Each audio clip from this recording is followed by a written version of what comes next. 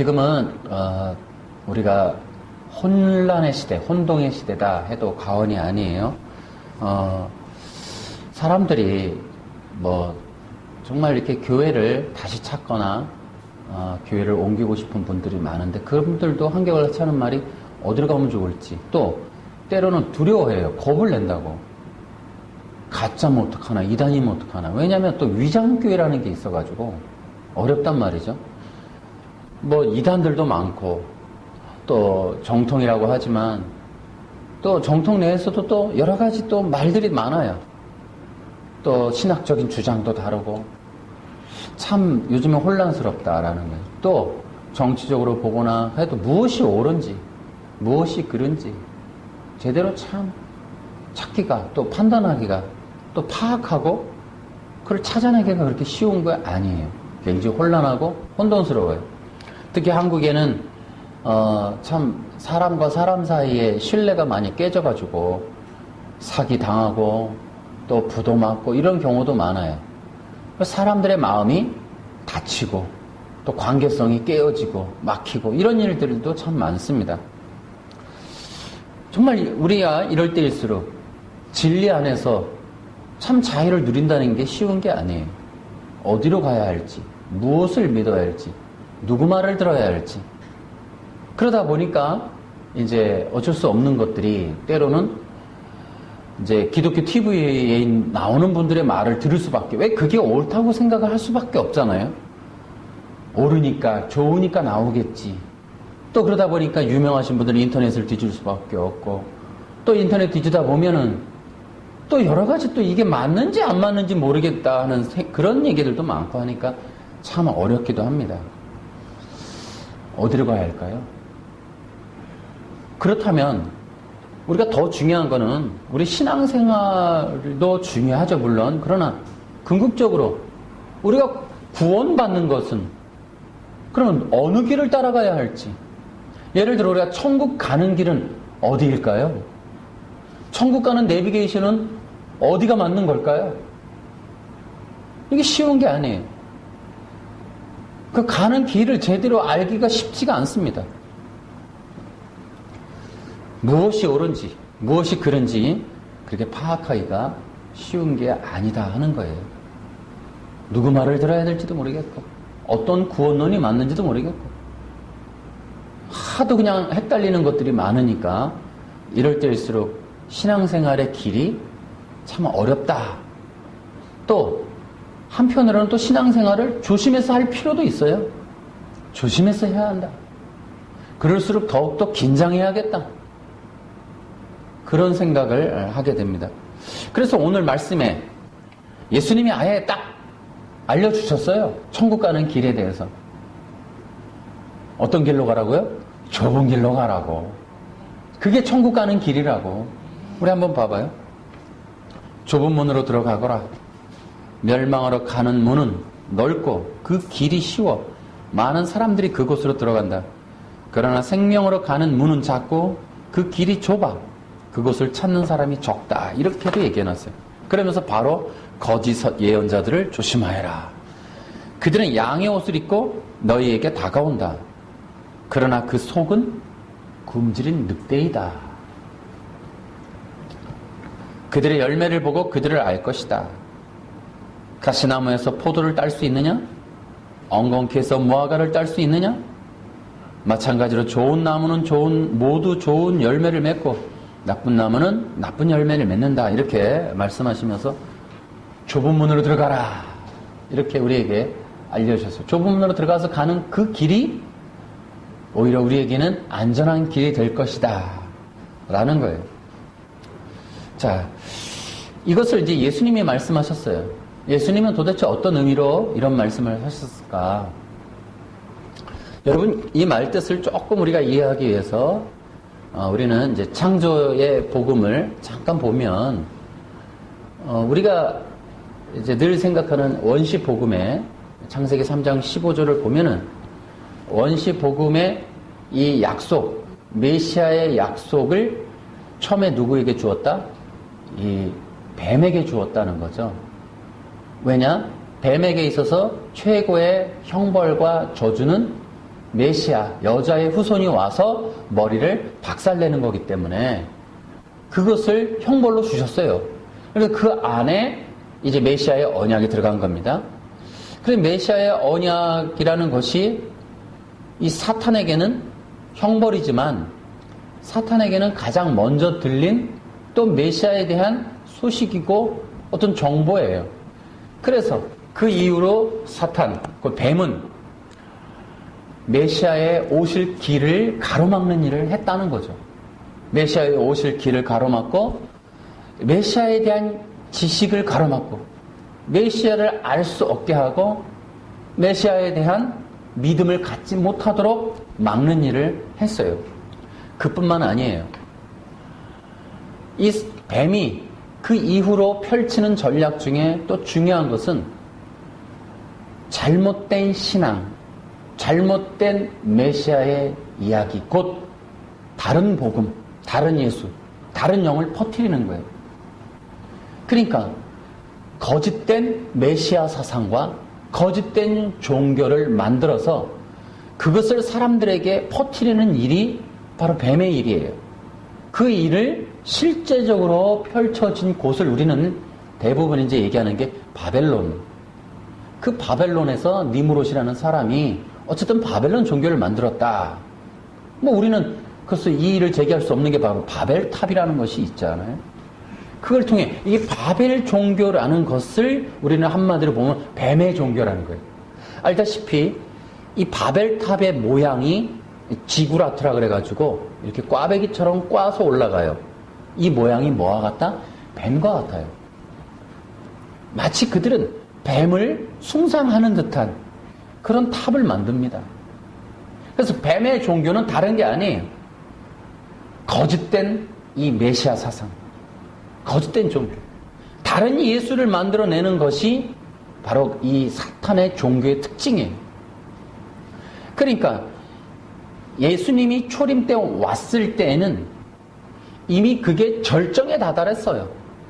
가장 극심한 거짓된 메시아 사상이 꽉 차 있었던 때예요. 그래서 결과적으로 이 뱀은 무엇을 노렸는가? 무엇을 목적으로 했는가? 정작 자기에게 예언됐던 메시아가 왔을 때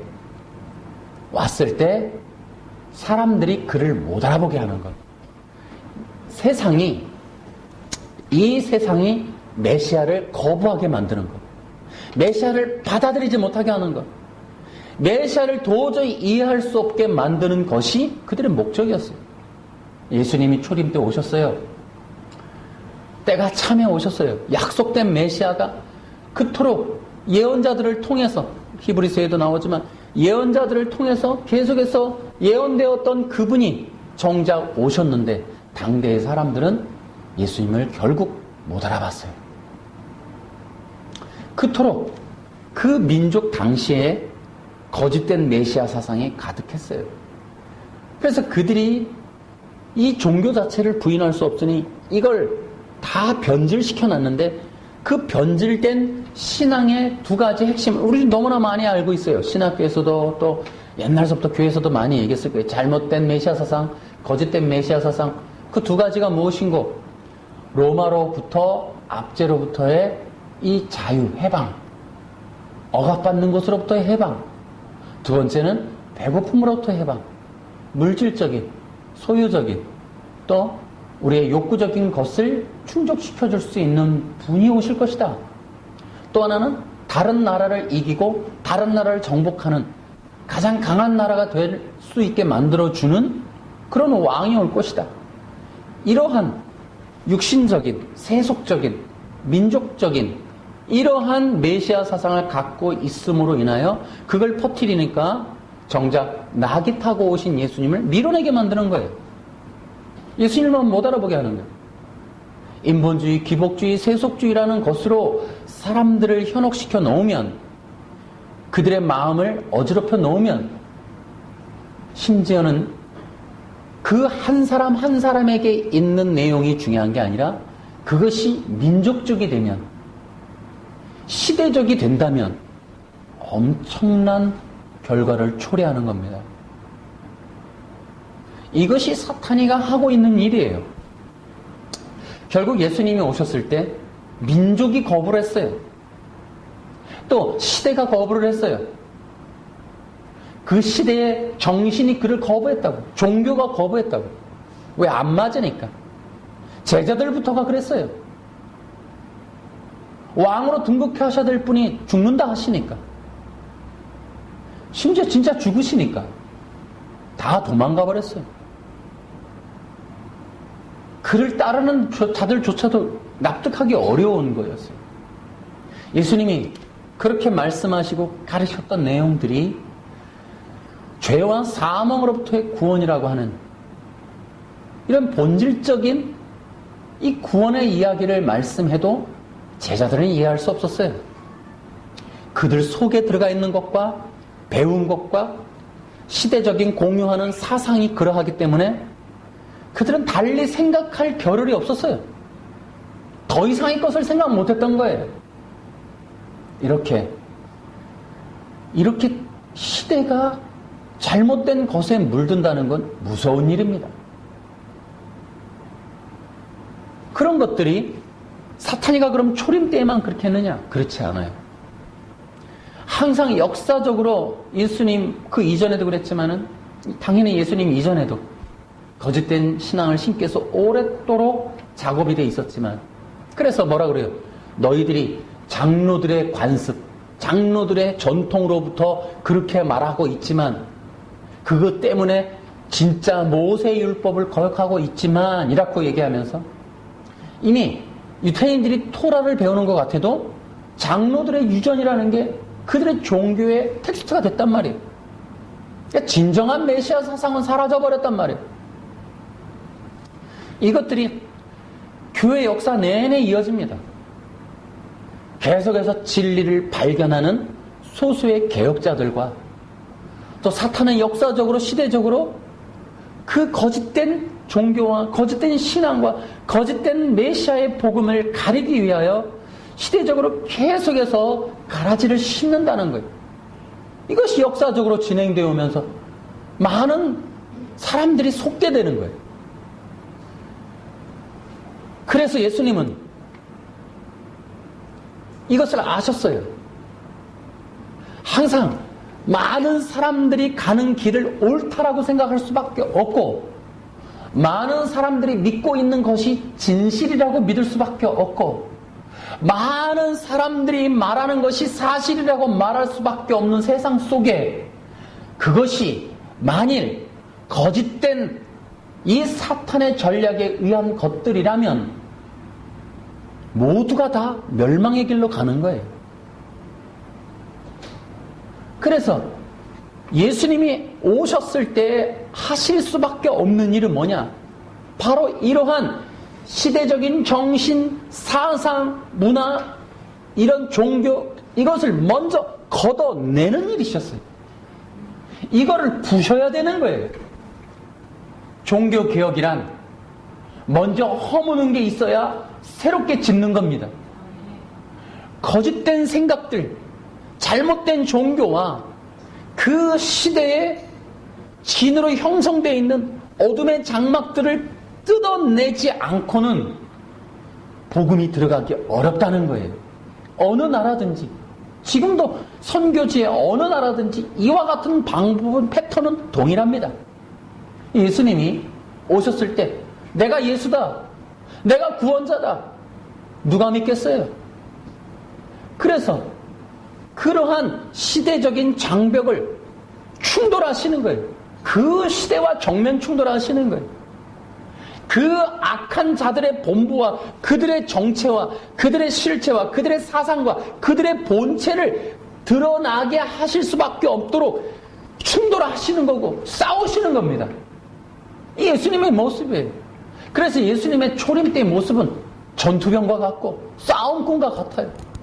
안식일의 논제, 벼이삭을 딸 때 예수님의 모습, 심지어는 성전을 뒤엎어버리는 모습, 예수님이 사마리아 여인, 그 당시에는 누구도 만나지 않았던 사마리아 여인을 만나시는 급격한 이런 방법, 또 소경과 또 전리병 앓는 여인과 더러운 자들, 또 그들이 터부시에서 이 죄인으로 낙인 찍혔던 자들만 찾아다니시고 문둥병자들, 혈루병 앓는 자들을 만나시고 그들을 손을 대시고 그러면서 고쳐가시고 이것이 예수님의 이 사역의 모습이에요.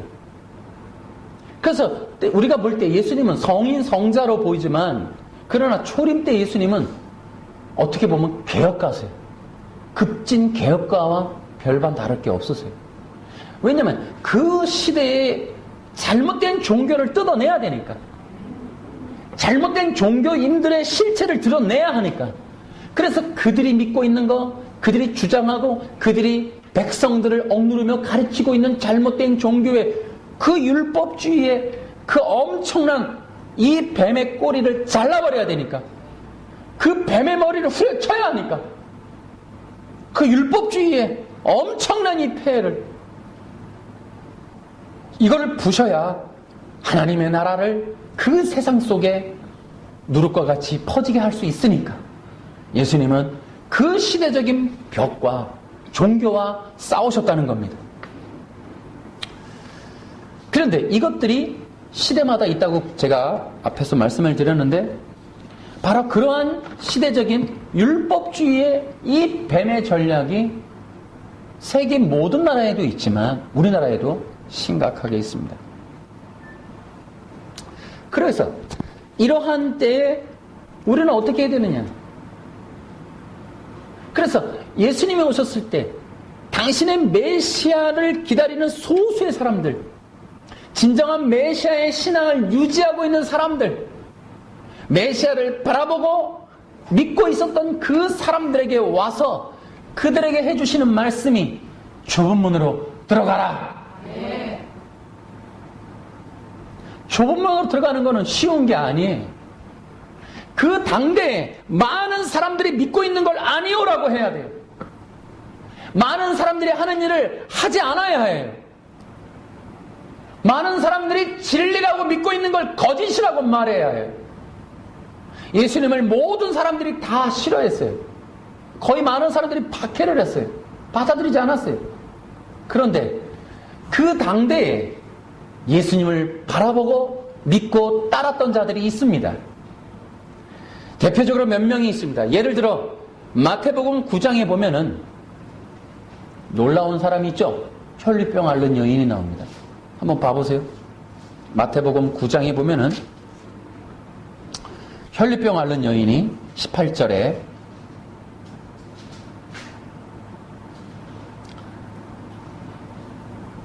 (20절에) 가는 길에 12년 동안 혈루병을 앓아온 한 여자가 예수님의 뒤로 와서 옷깃을 만졌습니다. 21절 그녀는 속으로 예수님의 옷을 만지기만 해도 내가 나을 거야. 예수님이 말씀하셨습니다. 안심하여라 딸아 내 믿음이 너를 구원하였다. 예수님께 나온 여인이 있어요. 또 여러분 이 여인은 그 시대의 죄인이었어요. 길거리에 나오면 맞아 죽는 여자였어요. 근데 예수님을 따랐고 예수님을 믿었고 예수님을 만지기만 했는데 병을 낫는다고 예수님에 대한 믿음을 가진 자예요. 또한 마태복음, 마가복음 10장에 보면 바디메오가 있습니다. 다윗의 자손이여! 그가 외칩니다. 많은 사람들이 그냥 일개 갈릴리의 요셉의 아들 청년이라고 생각했지만 그를 진정으로 다윗의 자손이라고 믿었어요. 메시아라고 믿었다고요. 소경이 믿었다고요. 또 우리는 누가복음 7장에 가면 놀라운 분을 만나요. 로마의 백부장을 만날 수 있습니다. 여러분 이 백부장이 로마 사람이 그 당시의 사람들도 그를 잘 몰랐는데 로마의 사람이 또 백부장이 군대 장관이 그를 믿었단 말이에요. 그렇게 하기가 어려운 겁니다. 예수님도 놀라서 감동하셨어요. 유대인들도 이런 믿음을 본 적이 없는데 어찌 네가 이런 믿음을 가졌느냐. 이게 좁은 문으로 들어간 자들의 모습이에요. 그 시대를 거역하고 그 시대를 따르지 않고 많은 사람들이 가고 있는 큰 길을 가지 않고 좁은 문으로 들어가는 자들의 모습입니다. 또 그 시대에 좁은 문으로 들어간 자의 모습이 마가복음 2장에 보면은 중풍병자가 나옵니다. 근데 이 중풍병자가 예수님 앞에 나아가서 고침받고 싶은데 사람이 너무 많았어요. 그때는 친구들이 어떻게 해요? 지붕을 뜯어냅니다. 그리고 위에서 달아내립니다. 이러한 모습이 바로 좁은 문으로 들어가는 모습이에요. 예수님께 가기 위하여 어떤 방법이라도 세상 사람들이 욕을 해도 탓을 해도 바보라고 놀려도 지붕을 뜯어서라도 예수님께 가면 내 친구가 산다. 그 예수님 앞에 나아가고자 했던, 예수님을 맹목적으로 정말 바보처럼 믿었던 바로 그들의 모습, 그게 좁은 문으로 들어간 자들의 모습이에요. 이게 성경에 그들의 모습이 나오는 거예요.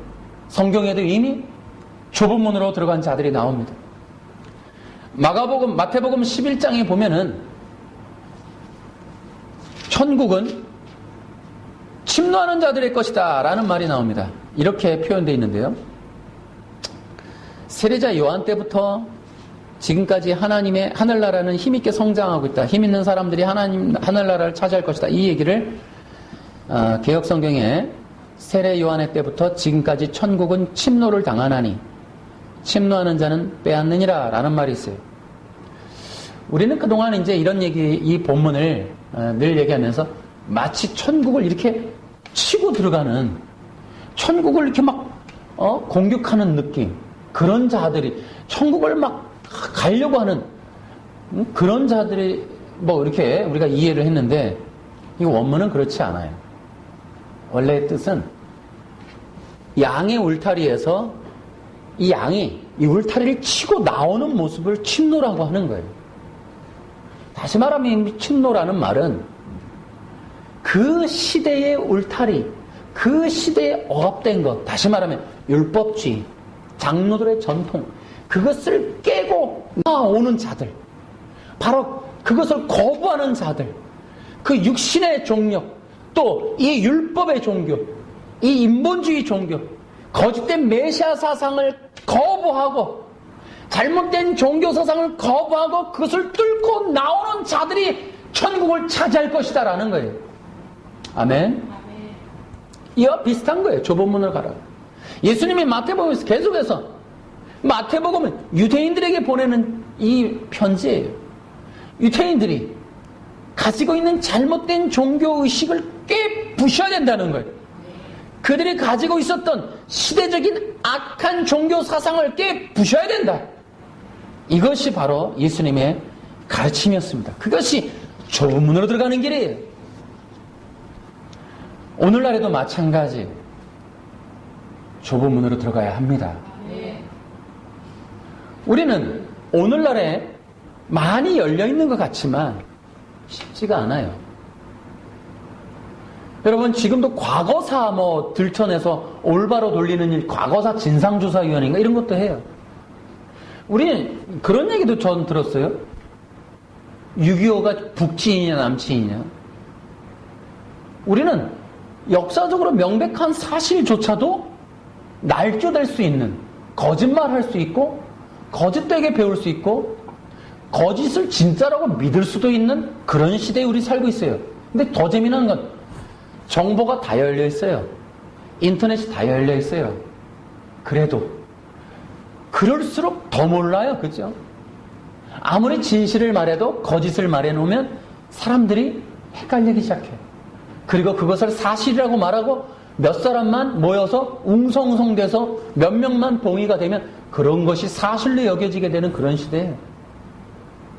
우리는 명백하게 북한이 남한을 침공했다고 우리는 배웠고 지금도 확신하고 있고 흔들리지 않는 사실이라고 저는 보는데, 아니라고 하는 그런 이야기를 이제 교과에서다 실으려고 그러고, 설마 그렇겠습니까마는 이미 그렇게 하는 교과서도 있다. 여러분, 이렇게 되면 아이들은 뭐라고 생각해요? 남한이 치고 올라갔단 말이지. 그 이야기뿐이에요. 그게 한 70년 전 우리는 이미 두 눈 뜨고 있지만 최근의 현대사 문제도 마찬가지고 내가 예를 드는 거예요. 정치적인 문제를 하는 게 아니라 우리가 얼마나 그런 일들에 취약한지를 말해주는 거예요. 역사적 사실만으로도 진짜가 가짜가 될 수 있고 또 가짜가 진리로 될 수도 있는 그런 일들이 얼마든지 비일비재로 일어날 수 있다는 거예요. 자, 그러면 오늘날에는 그럼 종교적인 일이 없겠는가? 아니에요. 우리도 지금 이 시대에 좁은 문으로 들어가야 할 만한 그러한 이유가 얼마든지 있습니다. 왜냐하면 여러 가지 면에서 그래요. 먼저는 종교적인 것을 봐도 그렇습니다. 우리는 대한민국에 지금 우리 기독교가 가지고 있는 몇 가지의 어떤 사상 사조가 일단 율법주의가 너무 많아요. 그래서 성령론도 거부하는 경향도 심하고 주일날에는 버스도 안 타고 밥을 외식도 안 해야 된다. 성경책을 들고 다니고 주일날에는 아무것도 하지 말아야 된다. 여전히 아직도 많습니다, 여러분. 아닌 것 같아도 많아요. 그러니까 율법주의적인 정신과 생각을 갖는 것. 목사님들은 다 성인군자라고 생각하고 또 교회 성도 사람들은 다 천사들이라고 생각해. 너 교회 다니면서 어떻게 그럴 수 있어?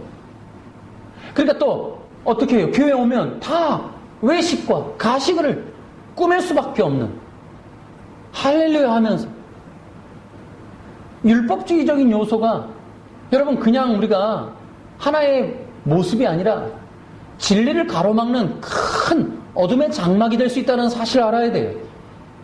인간의 중심이 돼버리면은 우리 하나님의 역사는 가로막히게 돼 있어요.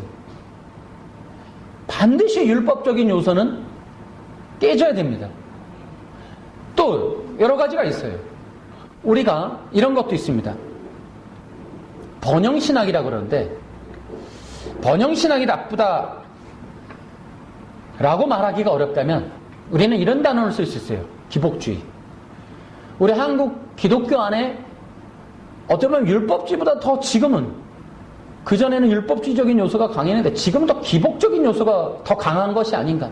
예수 믿고 잘 되고 예수 믿고 성공하고 교회 나가서 비전을 꿈꾸고 교회 나가서 기도 안수 받고 내가 뭔가 잘 되고 하는 이 기복주의적인 요소가 너무 강하다.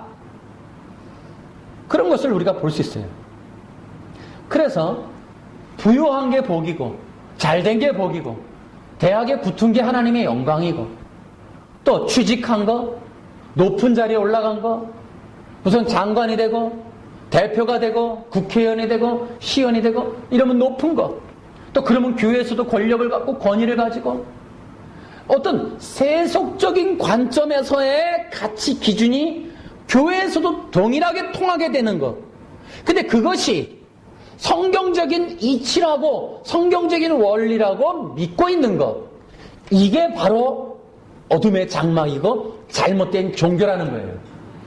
근데 이것이 사람들의 깊은 속뿌리에 박혀서 이제 우리 속에 들어온 이 잘못된 종교의식이 아예 진짜라고 여겨지게 되면은 우리는 많은 것들을 오해하게 됩니다. 자, 예를 들어 이런 것들이죠. 예수님을 믿고 신앙생활을 하는데 어려워져. 또 어떤 불의의 사고가 생겨. 병에 들어. 그러면 우리는 어떻게 생각을 해요? 율법주의적인 요소도 그렇지만 기복적인 요소에 의하면 기도를 안 한 것, 우린 신앙생활 잘못한 것, 여러 가지 우리가 죄 때문에 그런 걸로 이렇게 생각하는 경향도 많이 있다라는 거예요. 그래서 우리는 하나님이 우리 성도들에게 하시는 진정한 일들을 잘 모를 때가 있어요. 고린도전서 5장을 한번 보시겠습니다. 고린도 후서 5장.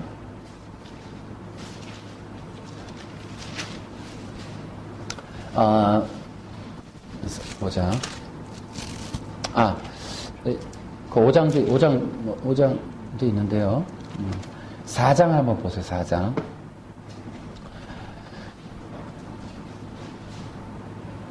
4절. 이 시대의 신이 믿지 아니하는 사람들의 마음을 어둡게 하여 하나님의 형상이신 그리스도의 영광을 드러내는 복음의 빛을 보지 못하게 하였습니다. 우리는 우리 자신을 전파하지 않습니다. 우리는 예수 그리스도가 주님이시라는 사실과 우리가 예수님을 위해 일하는 여러분의 종이 되었다는 사실을 전파합니다. 어둠 속에 빛이 비춰라 라고 말씀하신 하나님께서 그리스도의 얼굴에 나타나신 하나님의 영광을 깨닫게 해주시기 위해 우리 마음에 빛을 비춰주셨습니다. 이렇게 하고 8절, 우리는 사방에서 압박을 받아도 눌리지 않으며 난처한 일에 빠져도 절망하지 않습니다. 핍박을 당해도 버림을 받지 아니하고 매를 맞아 넘어져도 망하지 않습니다.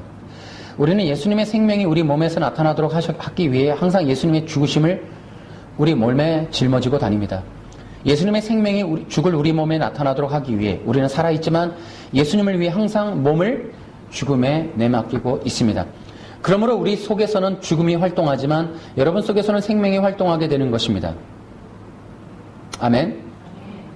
16절 17절, 그러므로 우리는 낙심하지 않습니다. 우리의 겉사람은 점점 낡아지지만 우리의 속사람은 날마다 새로워지겠습니다. 우리가 지금 겪고 있는 가벼운 환난은 장차 우리가 받게 될 영원하고 한량없이 큰 영광을 가져다 줍니다. 이렇게 얘기했어요. 그러니까 여러분 보십시오. 기독교인들은 구약 때도 이미 그랬지만은 예수님이 오고 난 이후로 메시아를 따르는 사람들이 단 한 번도 고난과 핍박을 피한 적이 없습니다. 지금 이 시간에도 기독교인이라는 이름으로 핍박과 죽음과 순교와 고난과 형벌의 길을 걷고 있습니다.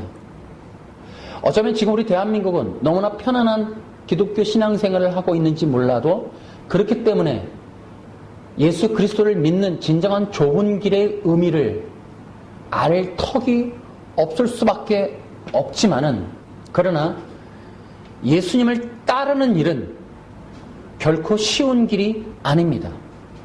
그리고 그 길은 죽음을 맞이할 수도 있는, 심지어는 순교라고 하는 목이 잘리고 발이 잘리고 눈이 뽑히고 내 목숨을 빼앗길 수도 있는 그런 위험천만한 길이 예수님을 믿는 길입니다.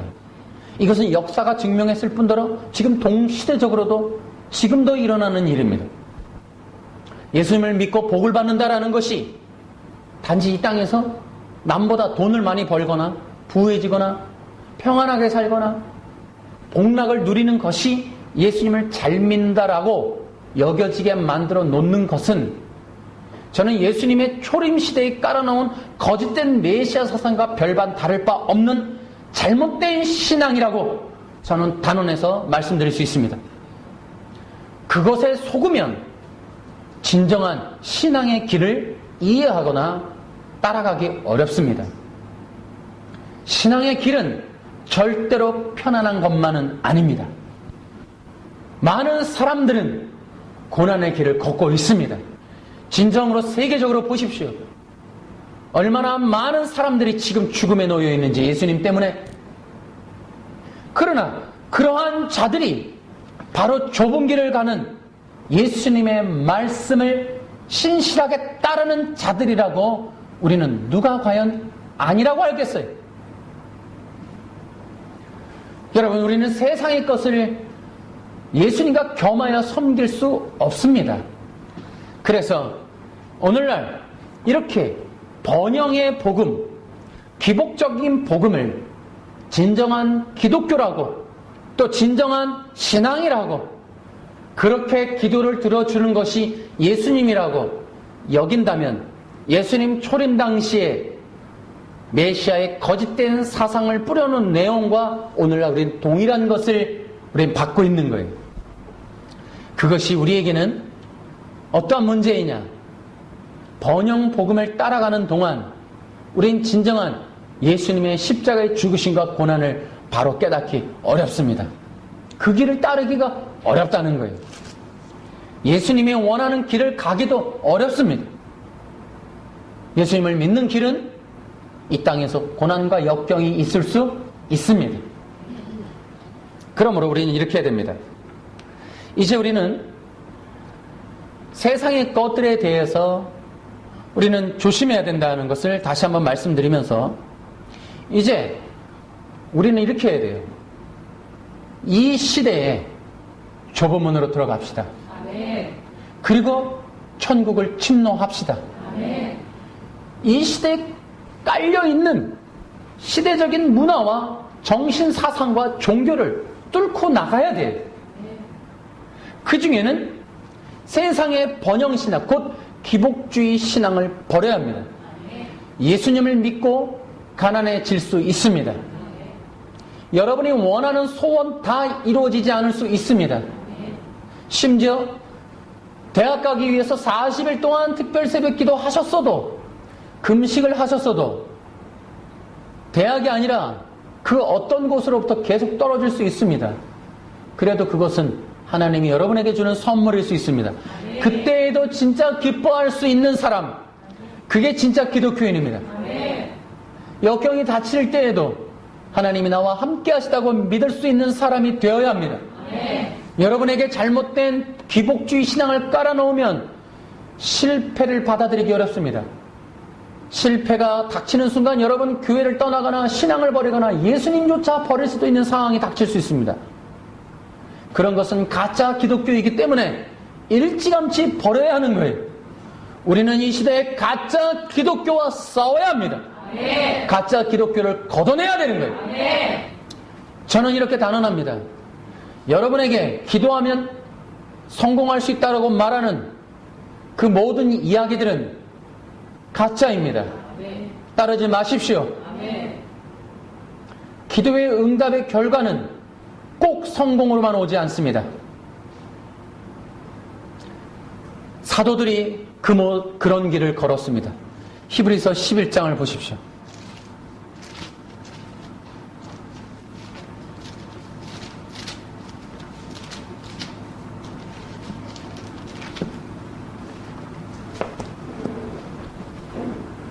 (13절을) 보십시오. 한번 읽어주시겠습니까? 시작. 이 사람들은 모두 믿음을 따라 살다가 죽었습니다. 그들은 하나님께서 그의 백성에 대해 약속하신 것을 아직은 못했으나 앞으로 올 것들을 멀리서 보고 기뻐하였습니다.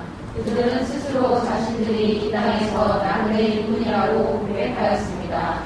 아멘. 아멘. 여기서 멈추지 마시고 36절부터 다시 한번 계속 읽어주세요. 시작. 어떤 이들은 조롱을 받으며 매를 맞았습니다. 어떤 이들은 묶인 채로 감옥에 끌려갔습니다. 그들은 돌에 맞아 죽었고 몸이 간으로 잘리기도 하였으며 칼에 찔려 죽기도 하였습니다. 양과 염소가 저를 두르고 가난과 고난과 학대를 견뎌야 했습니다. 그들에게 세상은 아무런 상처가 없었습니다. 그들은 광야와 산과 돌과 땅굴에서 살았습니다. 이 사람들은 모두 믿음으로 믿음이 알려진 자들입니다. 그러나 그들 중 어느 누구도 하나님께서 약속하신 것을 받지는 못하였습니다. 그것은 하나님께서 우리에게 더 좋은 것을 예비하시고 그들이 우리와 함께 완전해지도록 하셨기 때문입니다. 아멘. 그들에게 세상은 아무런 가치가 없었습니다.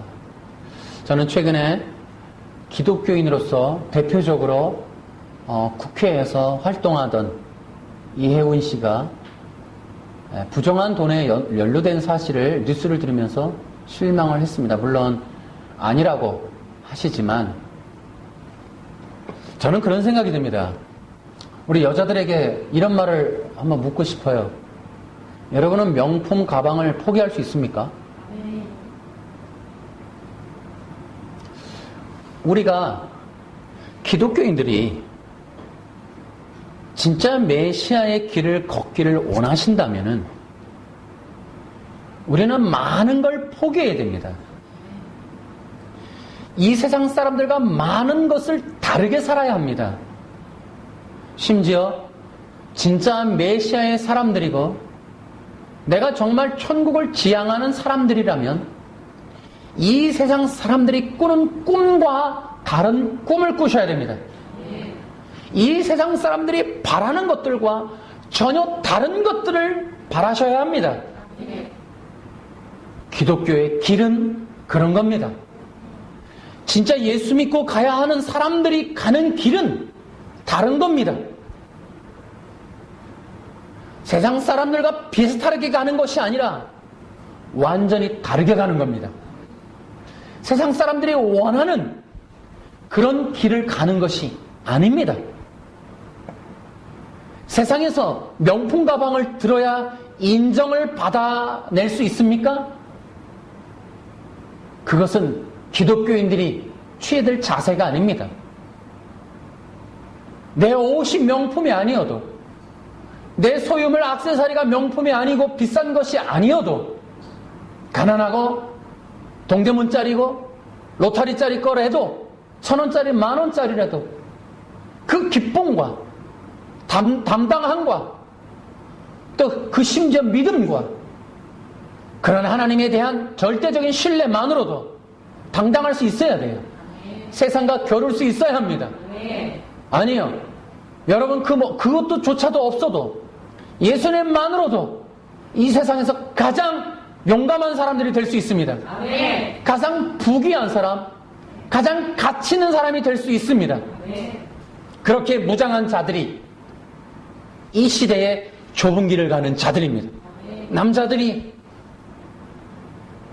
높은 자리에 가기 위하여 뇌물을 바치고 청탁을 받고 청탁을 하고 명품 시계를 받고 좋은 옷을 입고 좋은 자리에서 비싼 음식을 나누면서 서로 교제하며 인맥을 쌓아가야만 이 땅에서 살 수 있거나 성공의 길을 가야 한다거나 그런 사람들과 어울리는 것을 좋게 여기는 자들이 혹시라도 기독교인이 있다면 그는 메시아의 사람이 아닙니다. 메시아의 사람은 그렇게 할 수 없습니다. 메시아의 사람은 그들과 다른 방법으로 삽니다. 다른 목적을 가지고 다른 꿈을 갖고 삽니다. 여러분, 우리가 부유해지기 위해서 산다면 그는 메시아의 사람이 아닙니다.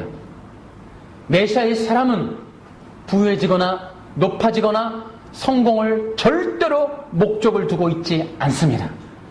진짜 메시아의 사람들은 성공을 꿈꾸거나 비전을 갖지 않습니다. 진짜 메시아의 사람들이 그러면 어떻게 사는가? 메시아의 사람은 사명으로 삽니다. 하나님이 가라는 곳으로 가고 하라는 일을 합니다. 하나님이 말하라는 말을 하고 하나님이 사귀라는 사람을 사귀고 하나님이 만나라는 사람을 만나는 그 사람이 메시아의 사람입니다. 이 세상과 다를 바 없는 길을 가며 기독교인이라고 말하는 그 사람을 절대 메시아의 사람이라고 신뢰할 수 없습니다.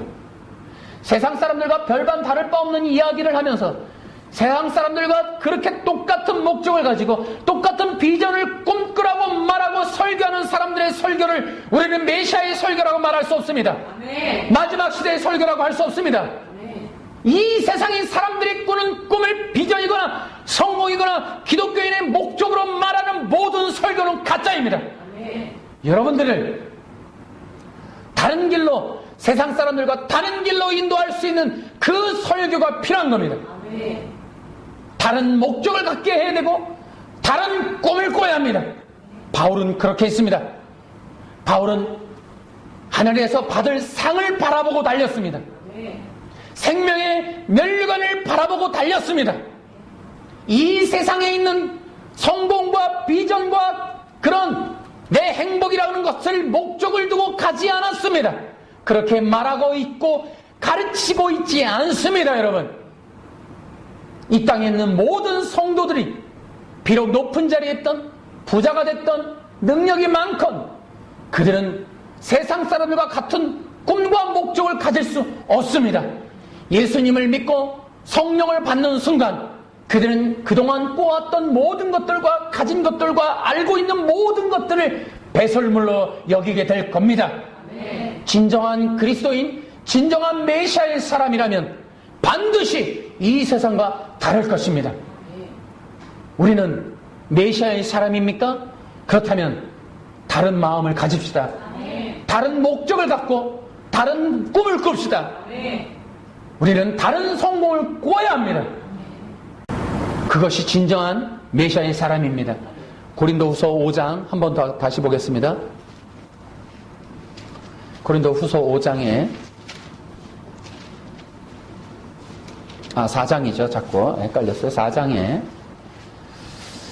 우리는 이제 18절 한 절을 같이 봅니다. 같이요. 자, 시작. 우리는 보이는 것들의 시선을 불러시킨 것이 아니라 보이지 않는 것들의 시선을 불러합니다. 우리는 보이는 것은 한순간이지만 보이지 않는 것은 영원하기 때문입니다. 아멘. 아멘. 우리가 주목하는 것은 보이는 것이 아니요 보이지 않는 것이니 보이는 것은 잠깐이요 보이지 않는 것은 영원합니다. 할렐루야. 아멘. 우리가 보고 있는 것들, 이 현실, 이 세상 잠깐 있으면 끝납니다. 그러므로 여러분의 눈은 저 하늘에 고정시키십시오. 아멘. 이것이 사도들의 가르침이에요. 히브리서에서는 이 세상을 아무런 가치가 없다고 그랬어요. 여러분, 이 세상에서 우리가 살아야 한다면 사명 때문에 삽니다. 아멘. 여러분, 우리가 마지막까지 해야 할 유일한 일은 영혼 구원입니다. 저는 제 아들이 하나가 있는데 학교 공부를 못했어요. 그런데 아들이 뭐 하냐고 물으면 얘 지금 뭐 조그마한 일 합니다. 그러면 그 아이가 그거밖에 안 합니까? 라고 말하면 저는 이렇게 말해주고 싶은 생각이 들어서 생각을 했던 적이 있었기 때문에 말하는 거예요. 저는 누군가에게 이렇게 말하려고 그래요. 아니요, 진짜 중요한 직업이 있습니다. 지금 중요한 일을 합니다. 뭡니까? 예배합니다. 아멘. 아멘. 우리 아들은 예배자입니다. 아멘. 막 직업을 구하기 위해서 들뛰는 이 젊은이들에게 또 젊은이들 가진 어떤 이가 나한테 묻는다면 난 그렇게 말하고 싶어요. 예를 들어 진짜 우리 아들이 의사래도 아니 검사래도 저는 그렇게 말할 수 있을 것 같아요. 또 그렇게 말해야 된다고 생각해요. 그것은 부업이에요. 그것은 잠깐 그냥 파트타임으로 하는 거고 우리의 자녀들은 우리 교회 아이들이 하는 일은 예배입니다. 아멘. 가장 중요한 일을 하고 있습니다. 예배가 우리 성도들과 자녀들의 가장 중요한 직업이고 소명이고 또 사명입니다. 아멘. 또한 그뿐입니까? 영혼 구원을 위한 사명을 감당하고 있습니다. 아멘. 그것이 가장 중요합니다.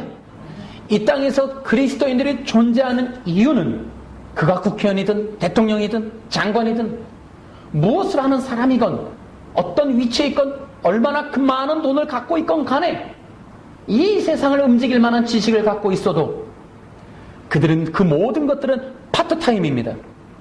그것은 부분일 뿐이에요. 더 중요한 건 하나님께서 주신 사명을 이루는 겁니다. 재산, 지식, 능력, 힘, 외모, 배경, 어떤 탤런트 그 모든 걸 다하여 해야 할 유일한 사명은 영혼구원입니다. 성도들이 영혼구원이라는 사명 때문에 존재하고 살고 있습니다. 세상 사람들이 가지고 오는 그 꿈을 꾸고 세속에 놓여서 그들이 추구하는 탐욕을 부리고 그들과 함께 교제를 하고 거래를 하고 협상을 하고 타협을 하고 그렇게 전략을 펼치고 동일하게 그리스도인들 청문회 다 올려놓으면 정말로 모두가 다 떨어질 만한 그런 스펙을 가질 수밖에 없는 이 대한민국의 구조 속에서 아니요! 나는 위장전입하지 않습니다. 나는 자녀들에게 그렇게 가르치지 않습니다. 가난해도 좋습니다. 그들과 연조를 닿지 않아서 성공하지 못해도 좋습니다. 서울에 살지 못해도 좋습니다. 나는 좁은 길 가겠습니다. 나는 이 땅에 억압에 굴복하지 않으렵니다. 이 세상이 누르는 사상과 이 세상이 하루 종일 주입하는 성공주의에 물들지 않겠습니다. 이 기독교도 역시 나에게 강요하고 있는 성공을 향해 가라는 그 말에 속지 않겠습니다. 나는 거꾸로 가겠습니다. 나는 반대로 가겠습니다. 나는 사람들이 가지 않는 바보라고 놀리는 십자가의 길 외면된 길이라고 다 같이 거부하는 그 길, 단 하나의 길, 천국 갈 수 있는 유일한 길, 좁은 문으로 들어가렵니다. 내가 손만 뻗치면 얼마든지 누릴 수 있는 저 모든 걸 포기하렵니다. 나에게 지금 전화해서 만나자는 사람이 수십이 걸렸고, 내가 그냥 마음 하나만 돌리면 엄청난 부가 지금 다 예비돼 있어도 저 그거 거부하렵니다. 왜냐? 나는 메시아의 가족이고 나의 소망은 천국에 있고 내 눈은 여기가 아니라 저 하늘에 고정되어 있기 때문에, 내 마음의 집은 여기가 아니라 저 하늘에 짓고 있기 때문에 나는 여기에 정들 사람이 아니라 천국에 나를 기다리는 분이 계시기 때문에 나는 이곳에서 평안을 포기하렵니다. 이 땅의 기득권을 포기하렵니다. 주님의 뜻을 따라, 때로 그것이 십자가의 길이고 가난의 길이고 어렵고 핍받고 깔끄러운 길이고 수치스러운 길이 될지라도 저 그 길 가렵니다. 이것이 좁은 길을 가는 뜻입니다. 진정한 메시아의 사람들은 그렇게 마음과 눈을 저 하늘에 두고 천국으로 향해 있는 조그마한 오솔길, 그 좁은 길을 따라 걷기를 자원하는 그 자들이 메시아의 가족임을 기억합시다. 그러한 진정한 메시아의 사람들이 저와 여러분이 되길 바랍니다. 이제 마지막 시대가 되었기 때문에 더더욱 그렇습니다. 알곡과 가라지가 갈리는 시대에 있기 때문에 더 그렇습니다. 진짜 주님의 군대를 모집하는 시대이기 때문에 더 그렇습니다. 여러분, 좁은 문으로 통해온 그 자들이 메시아의 군대고 예수님의 신부가 될 것이 분명합니다. 우리의 목적이 그곳에 있고 우리의 성공이 그것이 성공이라고 여겨지고 믿어진다면 과감하게 좁은 길 갑시다. 그래서 우리가 영원히 누릴 하나님의 나라를 바라보며 예수님과의 영원한 어린 양의 혼인잔치를 꿈꾸며 그것을 바라보며 이 땅에서 좁은 길을 걷는 나그네, 천국의 이 길을 걸어가는 순례자의 길을 걷는 여러분과 제가 되기를 주 예수님의 이름으로 축원합니다. 할렐루야, 박수로.